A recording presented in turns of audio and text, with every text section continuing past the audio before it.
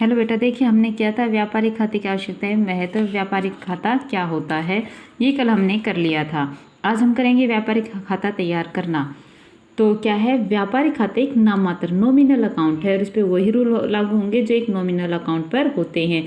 क्या, debit all expenses and credit all income. तो इसमें कह दिया कि सभी व्ययों को माल के क्रय अथवा निर्माण से संबंधित है इसके डेबिट में लिखे जाएंगे। व्यापारिक खाते में कौन कौन सी मदें लिखी जाएंगी, आपके ट्रेडिंग अकाउंट में सबसे पहले है ओपनिंग स्टॉक। पिछले वर्ष का जितना भी बिना बिका हुआ माल होता है वो हमारा स्टॉक कहलाता है। ठीक है, ओपनिंग स्टॉक कहलाता है। ओपनिंग स्टॉक कैसे हो सकता है, कच्चा माल भी हो सकता है, कुछ बना हुआ, कुछ पेंडिंग भी हो सकता है, कंप्लीट तैयार माल भी हो सकता है। ठीक है, उसके बाद है क्रय तथा क्रय वापसी, परचेज और परचेज रिटर्न। जो माल पुनः विक्रय के लिए क्रय किया जाता है उसे क्रय कहते हैं। भाई जो माल है, हमने गुड्स खरीदा है, उसको हम फिर बेचेंगे बना के, तो वो हमारे लिए क्या कहलाएगा, माल ही परचेज। और जो माल पूर्ति करता हूँ वापस कर दिया जाता है उसे क्रय वापसी कहते हैं। भाई जो माल हमारे पास है वो रख लिया, अब हमें जिस माल की ज़रूरत नहीं है हमने उसको वापस कर दिया, तो क्या कहलाएगा, परचेज रिटर्न। ट्रायल बैलेंस के डेबिट पक्ष में क्रय की रकम दी हुई होती है और क्रेडिट में क्रय वापसी की रकम दी होती है। क्रय में से क्रय वापसी की रकम घटाकर शुद्ध परचेज निकाल ली जाती है। तीसरा है प्रत्यक्ष व्यय, डायरेक्ट एक्सपेंसेस। ये ऐसे खर्चे होते हैं जो माल को व्यापारिक स्थान तक लाने में अथवा कच्चे माल को निर्मित माल में बदलने में, माल को बिक्री योग्य बनाने में किए जाते हैं। उसके बाद है मजदूरी। माल को निर्माण करने के लिए जो मजदूरी दी जाती है उसे व्यापारिक खाते के डेबिट पक्ष में लिखते हैं।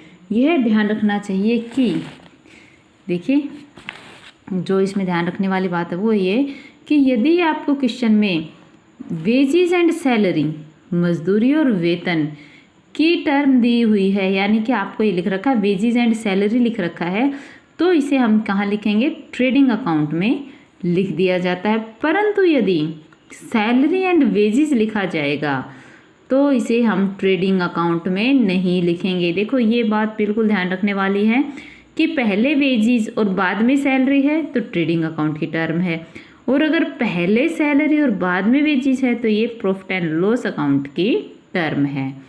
दूसरी बात, यदि किसी नई मशीन को लाने अथवा उसको लगाने के लिए मजदूरी दी गई है तो उसे व्यापारिक खाते में नहीं लिखा जाएगा, क्योंकि हमें पता है कोई भी जब हम मशीनरी लेके आते हैं तो उसे लाने से लगाने तक का, चालू हालत में लाने तक का सारा खर्चा उसके खुद के कॉस्ट में शामिल होता है। किसमें, मशीन अकाउंट में डाला जाएगा, ना कि ट्रेडिंग अकाउंट में डाला जाएगा।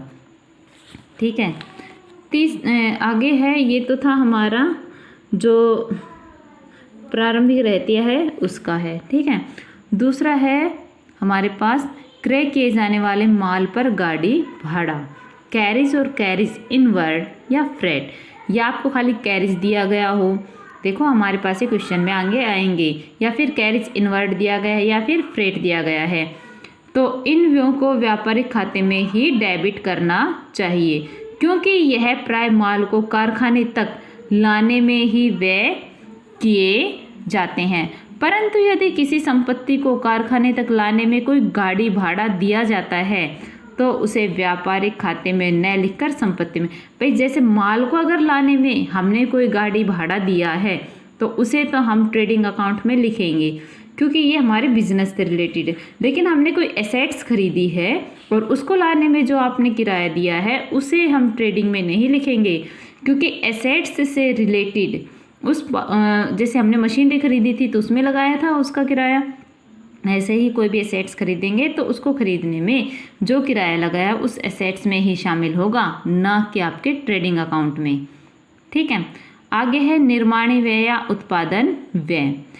माल के निर्माण किए जाने वाले सभी व्यय, माल के उत्पादन में किए जाने वाले सभी व्यय व्यापारिक खाते के डेबिट पक्ष में लिखे जाते हैं, जैसे कोयला, गैस, ईंधन, पानी, शक्ति, कोल, गैस, फ्यूल, वाटर, पावर। ये सब आपको क्वेश्चन में मिलने वाले हैं, इसलिए कह रही हूँ कि ध्यान से आप इसको याद कर लो, स्टडी कर लो, समझ लो। कारखाने का किराया फैक्ट्री रेंट, कारखाने का प्रकाश व्यय फैक्ट्री लाइटिंग, ये सारे कहाँ जाएंगे? ये है मैन्युफैक्चरिंग एक्सपेंस और ये ट्रेडिंग अकाउंट में जाएंगे। डक चार्ज बंदरगाह व्यय, यह है वह बंदरगाह पर आते और जाते समय जहाज और उस पर माल लगते हैं, जहाज पर माल पर लगते हैं। यदि आयात किए गए माल पर बंदरगाह व्यय लगते हैं तो इन्हें व्यापारिक खाते के डेबिट पक्ष में लिखा जाता है। अगर आपको क्वेश्चन में कुछ स्पष्ट ना बता रखा हो तो आप इसे ट्रेडिंग अकाउंट में ही लिखेंगे, ठीक है। दूसरा है सीमा शुल्क, इंपोर्ट ड्यूटी कह लीजिए या कस्टम ड्यूटी, अगर दोनों आ जाए तो एक ही बात है। सीमा शुल्क माल के आयात पर भी लगता है तथा निर्यात पर भी लगता है।